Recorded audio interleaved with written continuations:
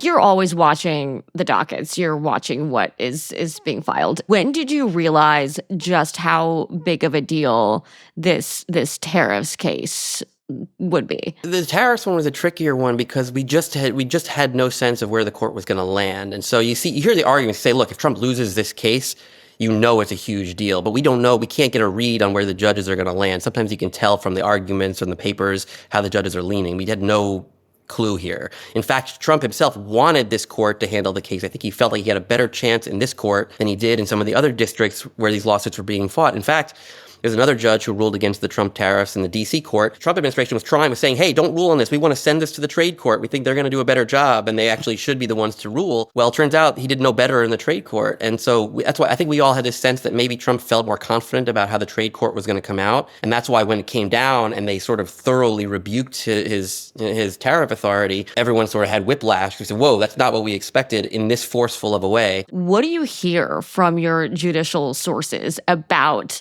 this approach from the Trump administration and how they're talking about and dealing with the judiciary? Yeah, the issue for judges is they really only speak through their rulings and through their papers. They don't do a lot of interviews. They don't do a lot of responding to the political attacks, and that's by design. It's both to maintain some neutral distance from the issues that they have to rule on. They understand to a degree that politicians use them as targets and fodder for their attacks. This is sort of an unprecedented time because when Trump attacks them, number one, it raises the temperature in a way that leads to actual threats against the judiciary, Right. which they're very cognizant of.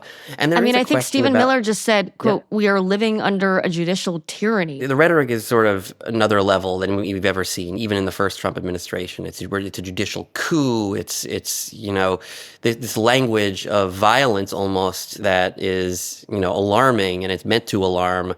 And really, it's the bottom line is we don't like the rulings, therefore it's tyranny.